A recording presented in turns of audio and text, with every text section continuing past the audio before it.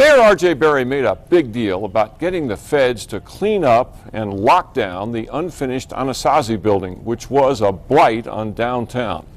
But the city is not doing anything about many other unfinished buildings and projects left abandoned in neighborhoods all across Albuquerque.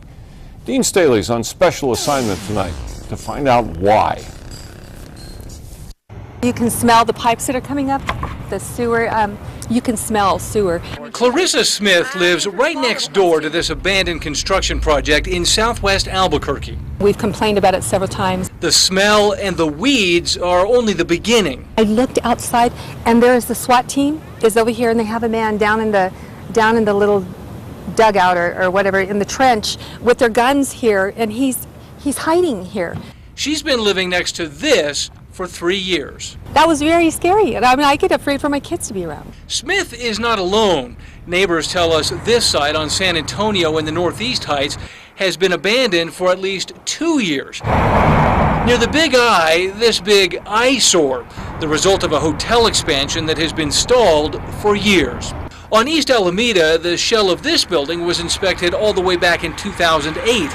Then, nothing. Only recently has work on the project started again. So how does this happen? And how many abandoned construction projects are there around Albuquerque? Turns out the city doesn't know and says there is no real way to find out. When the city issues a building permit, the builder has 180 days to do the work, get inspections, complete the project, and get a final certificate of occupancy. But how many builders walk away at some point during that process and leave eyesores like this one around the city? The city's chief building official has no idea. Are there abandoned construction projects in Albuquerque? Yes, there are. How many are we talking about? I couldn't give you an exact number. Tony Medley can't give you an exact number because this is the city's system for tracking abandoned projects. When Katrina Segala has time away from her other duties, she goes one by one, by hand, through these plans to see which ones haven't had inspections. She then follows up with the builder to see if work is still being done.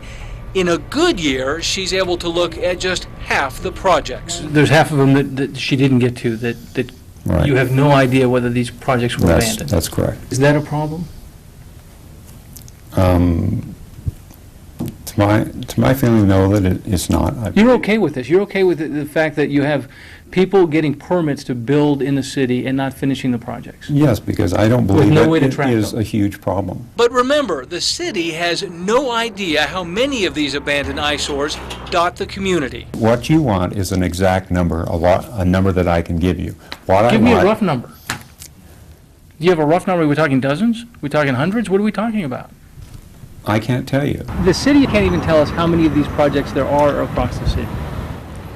Well, that's pretty sad. Maybe they need to hire someone to do that, to find these projects and complete them. But the city says that's not their job. The only time we'd really get involved is if they hadn't taken care of that property, hadn't properly secured it, so that vandals can't get in it, and it starts to deteriorate to a point where it's really running down the neighborhood. With no reliable way for the city to track the problem, the city is relying on you to help police abandoned construction projects. One of the ways we'd know would be from complaints from the neighbors. That's really our most common way of knowing. So under the current system, the only reliable way for the city to know that is to wait for conditions to get so bad, neighbors call to complain. And even then, neighbors are often stuck next to this. We've all called on these, they've capped them. You can see some of them are capped, some are not. But, the sewer lines, just, the smell comes up, and it's just, it shouldn't be that way.